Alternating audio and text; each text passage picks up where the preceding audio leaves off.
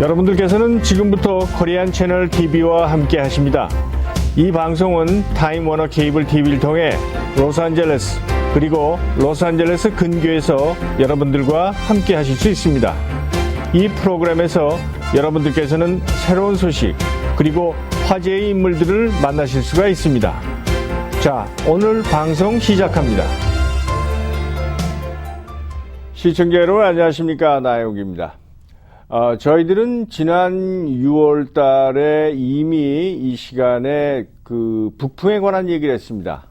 그리고 남북 정상회담에 관한 얘기도 아울러서 했습니다. 그리고 대충 대선 때까지 시나리오가 어떻게 갈 것이라고 얘기를 했습니다.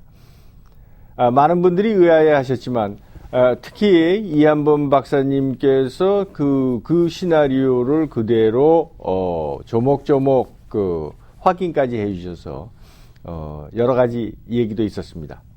자, 그런데 며칠 전에 드디어 그것이 현실로 등장을 했습니다. 등장을 해서 이제 노무현 대통령이 평양으로 가게 됐습니다. 자, 어떻게 과연 이것이 전개될지, 자, 오늘도 여러분들이 좋아하시는 이한범 박사님을 모시고 함께 얘기를 나눠보도록 하겠습니다. 이 박사님, 네, 잘 맞춰 주셨는데요. 안녕하세요. 이렇게 잘 맞춰 주시면 어떻게 좋은 겁니까? 어떤 겁니까? 글쎄요, 저도 잘 모르겠습니다. 어떤 분은 저한테 전화를 해가지고 당신 정치 점쟁이 아니냐고 얘기하는 사람도 있는데, 네. 시청자 여러분, 저는 점쟁이가 아니고, 공부를 하다 보면 앞으로 정치 상황이 어떻게 돼야지, 남은 어떻고 북은 어떻고 하는 상황으로 전개와 소위 세계 정치의 흐름 속에서 우리의 그 존재 방식이 어떻게 돼야 되겠다 하는 걸 연구하는 사람이지, 예. 점쟁이는 아니올시다. 네. 그런데, 지금 한국도 그렇고, 여기 미국에 있는 우리 동포사회도 그렇고, 그리고 미국 주류 언론도 그렇고, 미국 정계도 그렇고, 이 초비상사태 올시다. 네. 이 예측을 할 수 없었던 김정일 노무현의 이 정상회담이 과연 무엇을 의미하는 것인가. 네. 그리고 지금 육자회담의 결론이 사실상 나와 있지 않잖아요. 네네. 회담만 종결된 것처럼 해서 북한이 미국으로부터 원조를 증유를 많이 받는 조건에 합의를 해서 그 프로세싱을 진행하고 있을 뿐인데 아직 정확한 정치적인 결단이 이루어지지 않은 상황에서 과연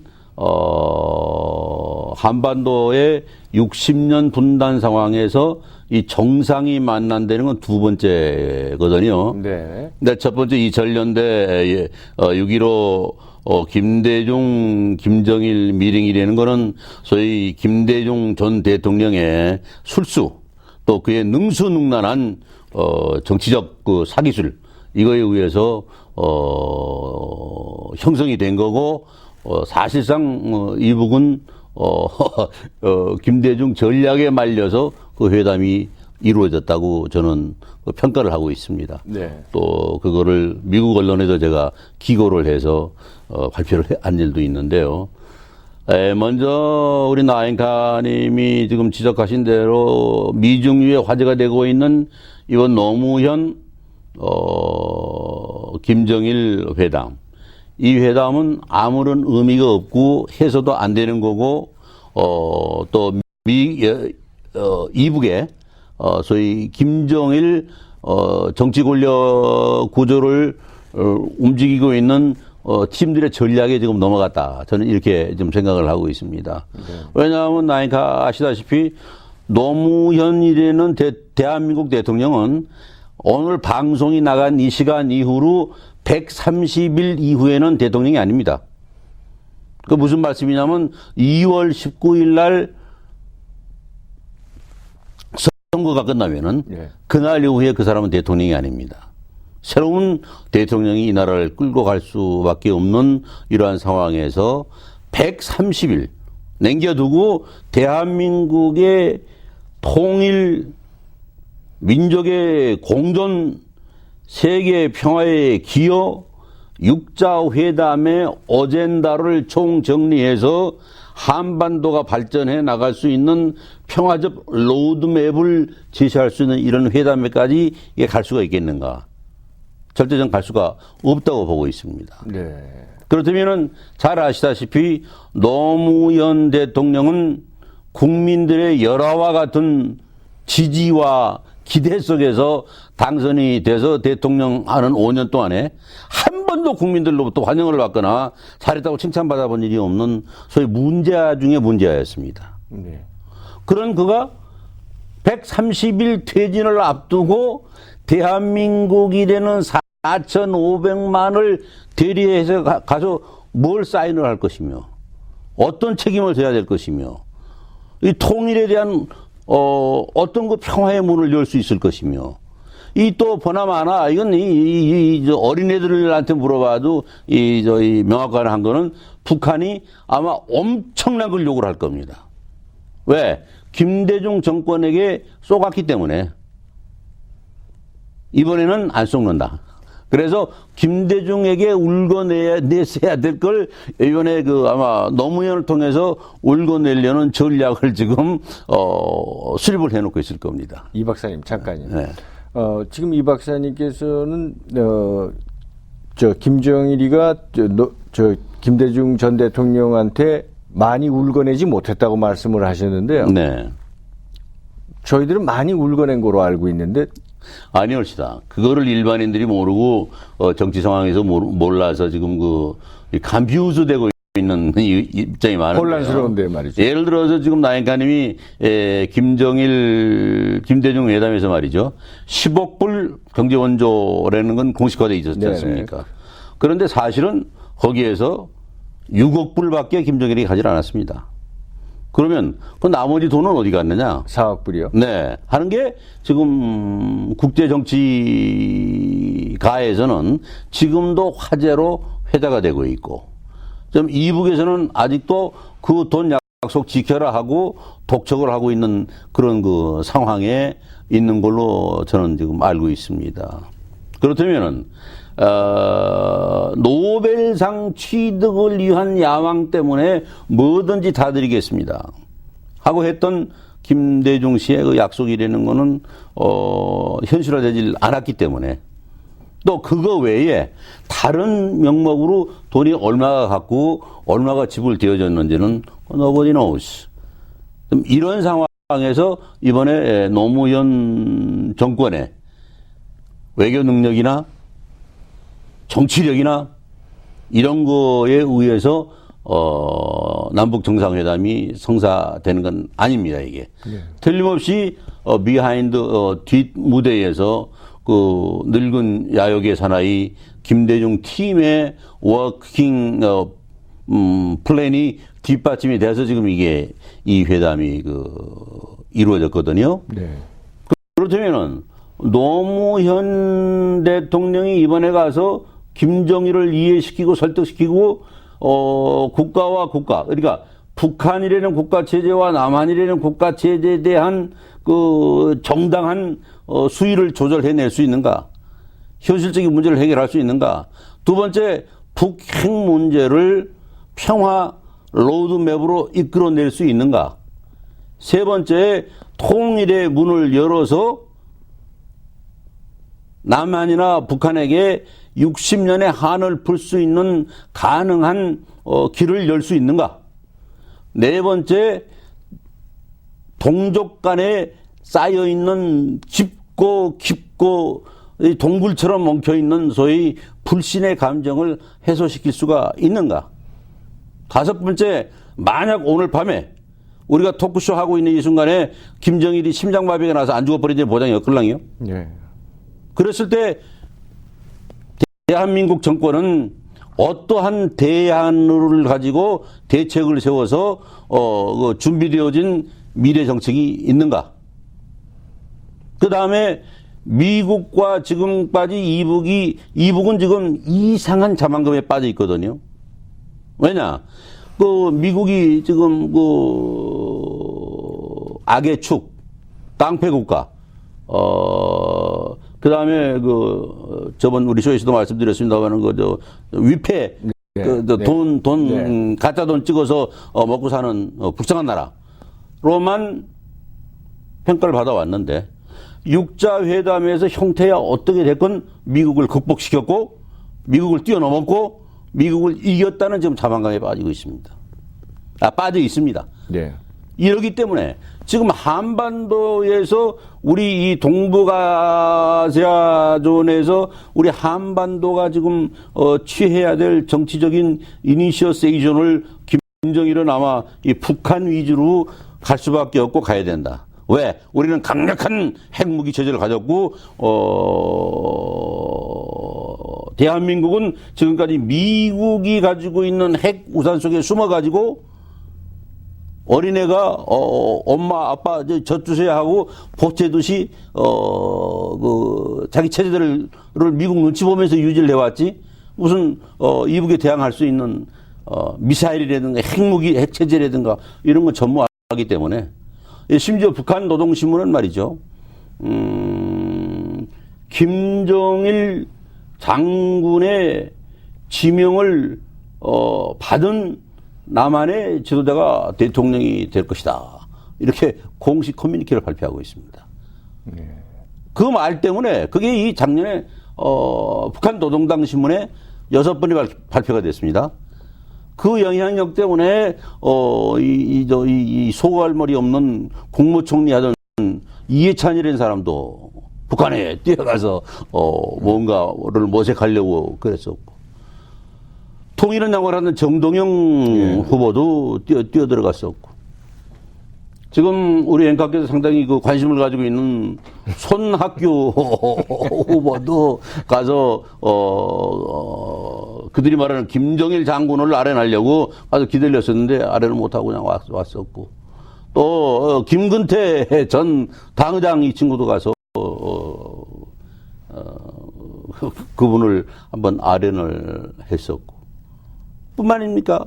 지금 작년 한 해에 말이죠, 16만 명이 북한을 다녀왔습니다. 이러한 분위기는 뭘 의미하느냐? 앞으로 북한을 의식하거나, 북한하고 연계하거나, 김정일 장군팀에게 잘 보여야만이 정치적 생존권 내지는 경제적 생존권이 형성이 될 수 있다. 이런 지금 분위기까지 정치로부터 분리돼서 경제적, 사회적 입장으로 지금 이 변천이 돼버린 이런 상황입니다. 이걸 컨트롤 못한 게 노무현 정권입니다. 다시 말해서 제가 누누이 말씀드렸던 것처럼 2000년대 초에 집권을 막 해가지고 얼마나 외교력이 없었으면은 이번에 애프가니스탄의 텔레반에 지금 억류되어 있는 인질들, 이 사람들 지금 구출도 못하고 있잖아요. 네. 이 세계에서 제일 무능한 대통령이고 제일 능력 없는 대통령이고 제일 외교를 모르는 대통령이라고 저는 이 방송을 통해서 규탄을 드립니다. 저는 지금 억류대에서 고생하고 있는 끌려간 텔레반에 있는 우리 형제들, 우리 자식들, 잘했다고 칭찬하지 않습니다.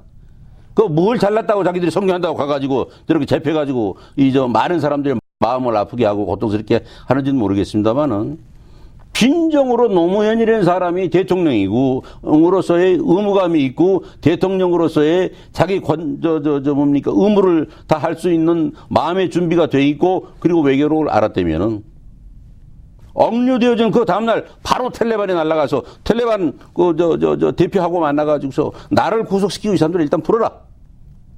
그리고 정치적인 협상을 해야 됩니다.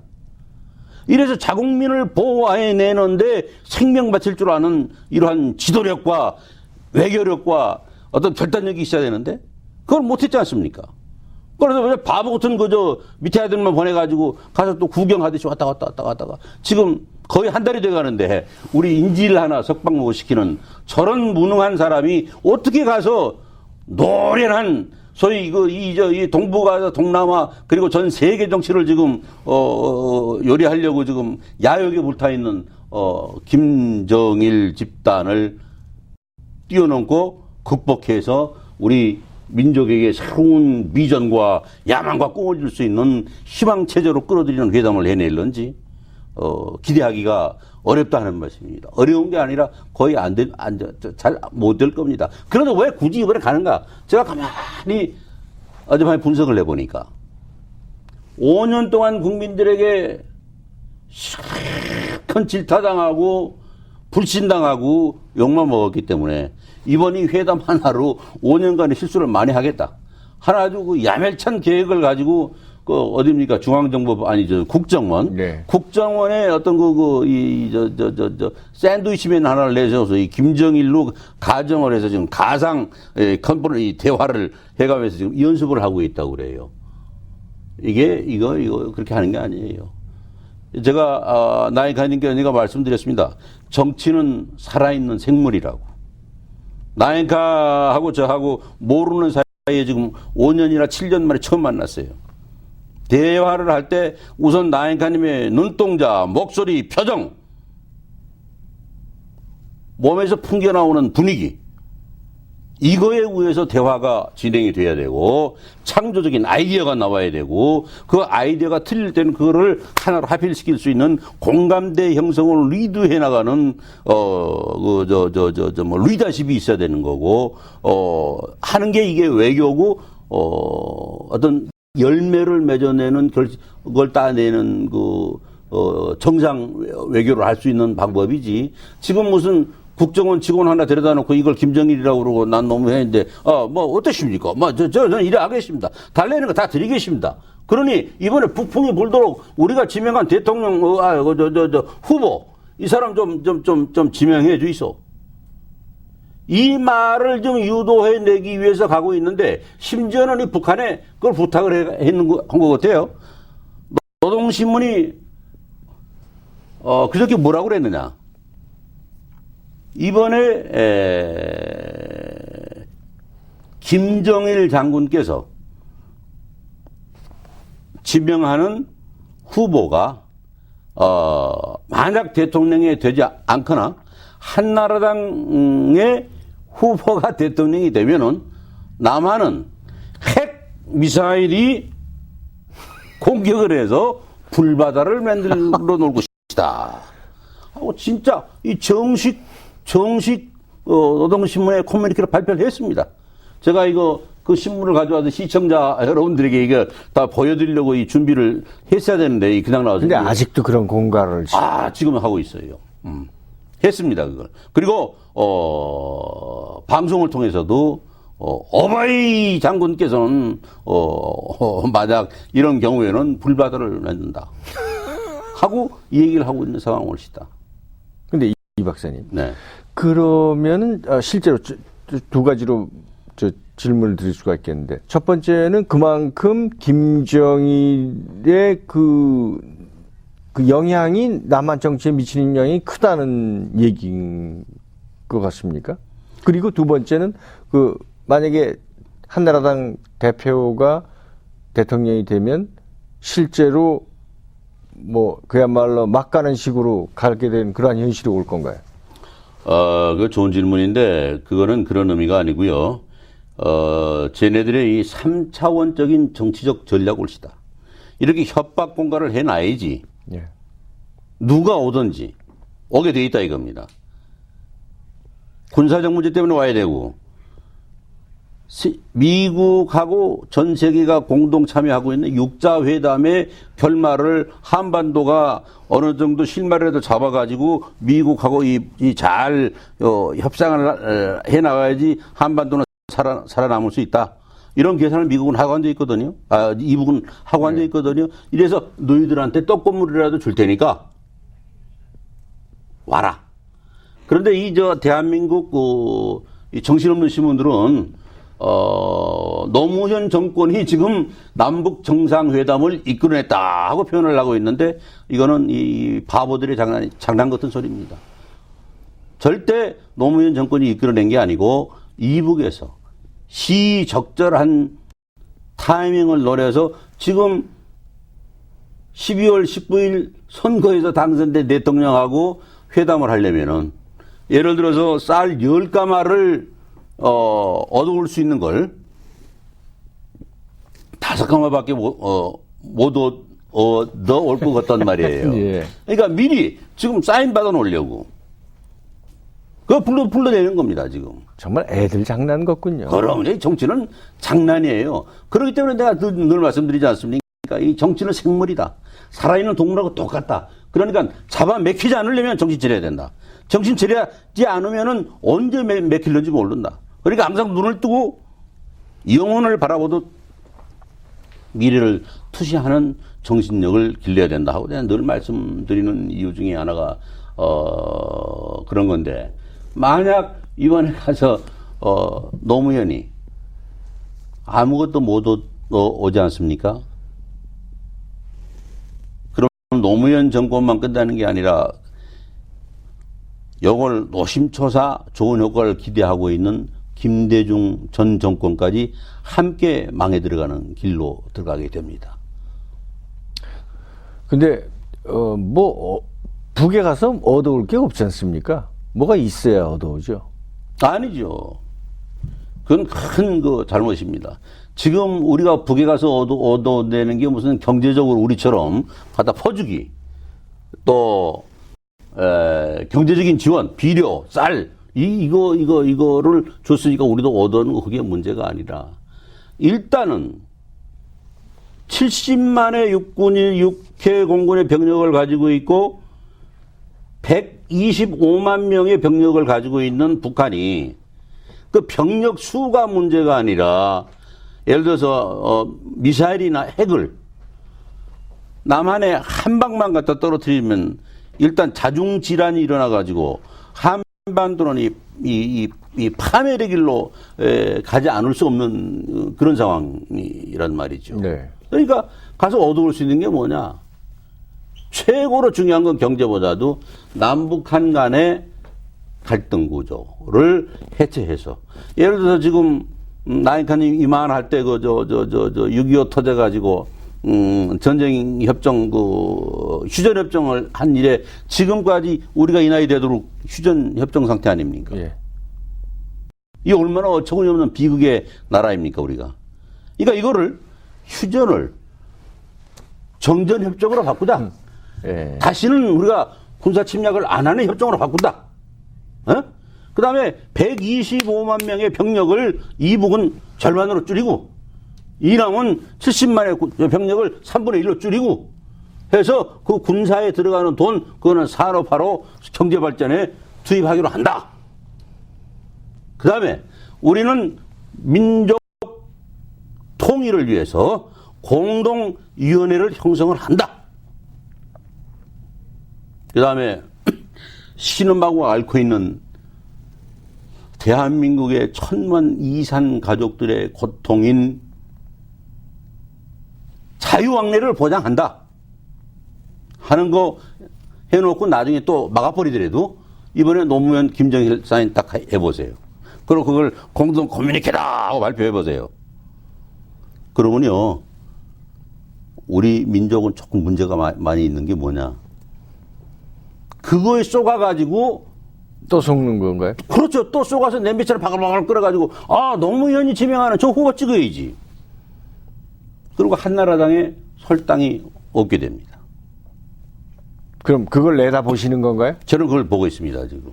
그런데 한나라당은 이것도 모르고 자기들끼리 지금 진흙탕 속에서 이명박 후보는 DNA 무슨 검사에 검찰에 가는 걸 오케이 하려고, 박근혜 후보는 지금 서로 이 싸우는 걸로 일관하면서 날이 새우고 있다. 그러면서 열린우리당, 민주당 이 사람들은 또 어떻습니까? 척추가 없는 동물 같아요. 우리가 뭘 어떻게 하겠다는 정책 대안이 없단 말이죠. 그러면 이 박사님, 조금 아까 말씀하신 그러면 이제 예를 들어서 공동 커뮤니케, 병력의 반을 감군한다, 이런 식으로 이제 파격적인 얘기를 계속 나오면 판도를 확 바꾸는 거 아니겠어요? 그렇죠. 그게 지켜지면 좋죠.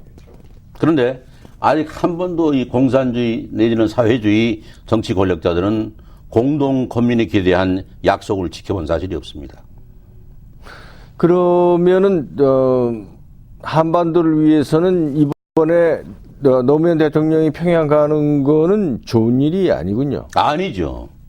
이번에 대통령 네. 선거에서의 노무현 입지를 확보시켜서 그 입지로 인해서 자기가 정권 재창출을 통해서 퇴임 후에 당해야 될 비참한 예를 들어서 형무소 구속당해야 될 걸 한번 면해보겠다든가.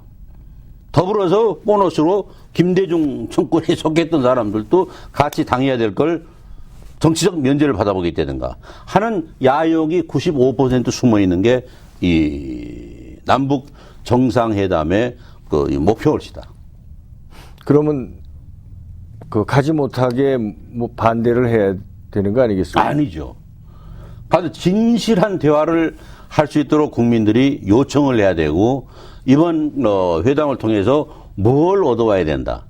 지금 이게 중요한 게 한국은 5천만 국민이 지금 간곡하게 이번 회담의 성공을 기원하고 있단 말이죠. 그중에 80%가 이산 가족들입니다. 자기 가족들 한번 만나보겠다.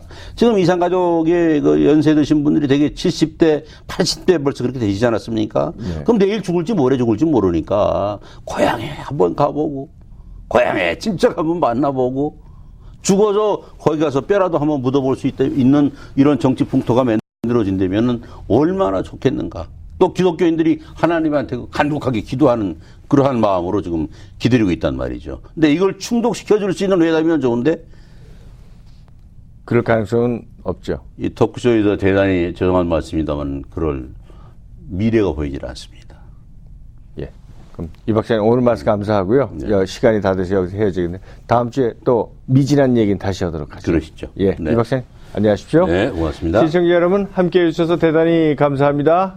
남은 시간도 즐겁게 보내십시오.